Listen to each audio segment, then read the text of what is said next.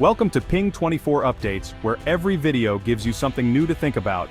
The flashpoint of the South China Sea just got hotter. Today, July 6, 2025, the Philippines has released a new national map, an act of open defiance against China's sweeping territorial claims. This isn't a routine update, it's a direct challenge, sending shockwaves from Manila to Beijing and beyond. The air in Manila is thick with apprehension and patriotic fervor.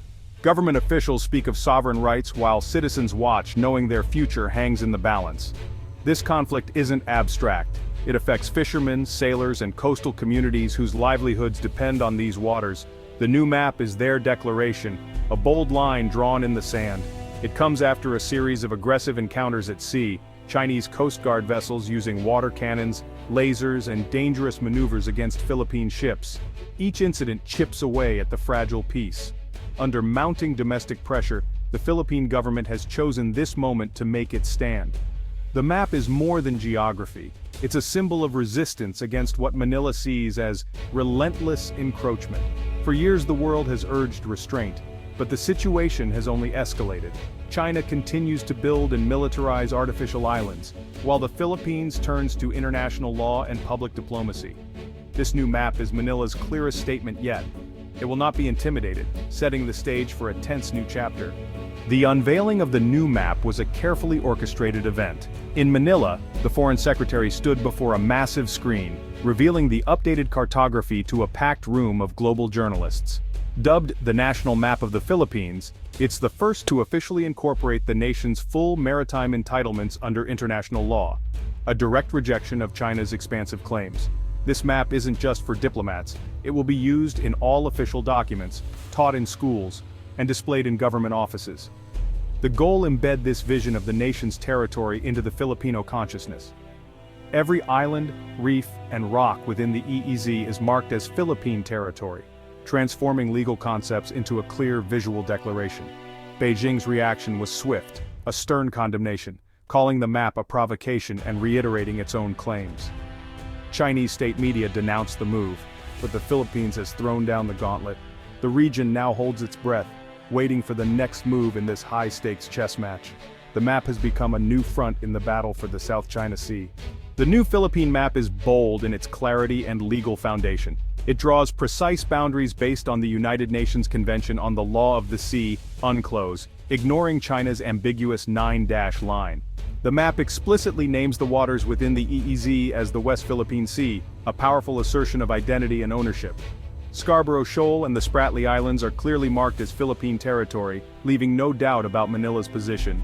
The map overlays UNCLOS-defined zones directly atop China's claimed areas, creating a stark visual clash. For Filipinos, it's a source of pride and unity. For the world, it's an appeal for support of a rules-based order. For China, it's an unequivocal message: the Philippines will not back down. This is more than drawing lines. It's about defending a vision where all nations' rights are respected. The map is a strategic tool, speaking to citizens, allies, and rivals alike. It's a declaration that only international law, not historical might, defines the boundaries here. At the heart of the new map is the 2016 Hague Arbitral Ruling, a landmark legal victory for the Philippines. The tribunal invalidated China's 9-dash line, affirming that key features fall within the Philippine EEZ.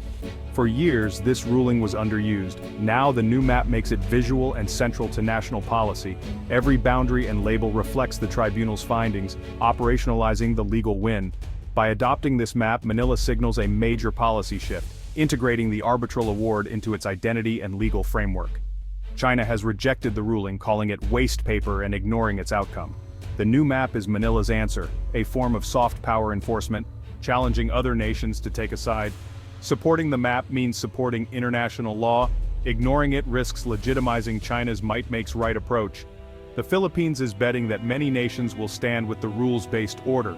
Even if unenforceable by force, the ruling and the map remain potent in global opinion. The map elevates the 2016 ruling from a legal document to a diplomatic battleground. It's a reminder that law, even when defied, can shape the world's narrative. The stakes are economic as much as political. The Exclusive Economic Zone, or EEZ, extends 200 nautical miles from the coast, granting the Philippines exclusive rights to resources, fish, oil, and gas. For an archipelago of over 7,600 islands, the EEZ is an economic lifeline, feeding millions and promising energy security. Chinese incursions threaten this lifeline, industrial fishing depletes stocks, and seismic surveys prospect for oil and gas in Philippine-claimed waters.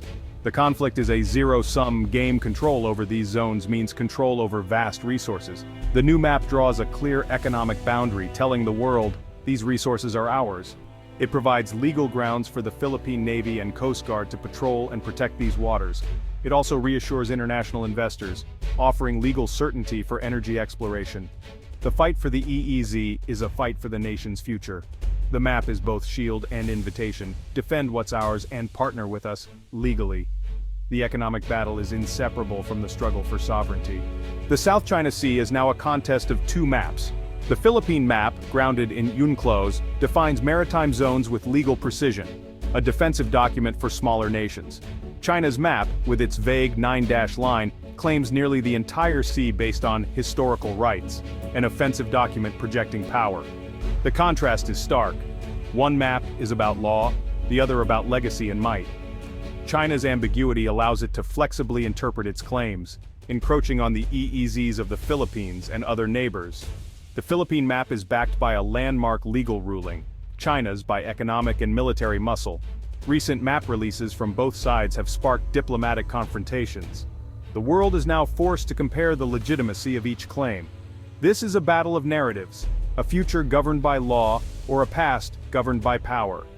The new map is Manila's challenge to the world. Choose your side. The cartographic clash is the central drama of the South China Sea.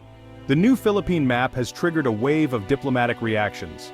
The United States quickly reaffirmed support for the 2016 arbitral ruling, bolstering Manila's position with security assurances. Southeast Asian neighbors like Vietnam quietly support the move, seeing it as a blueprint for their own disputes, but remain cautious in public to avoid Beijing's wrath. Malaysia and Brunei are watching closely, weighing the impact on their own claims and ASEAN unity. ASEAN, reliant on consensus and Chinese trade, struggles to form a united front. The map challenges this fragile balance, deepening divisions between maritime and mainland states. International powers, Japan, Australia, the UK, the EU, have voiced support for international law and freedom of navigation.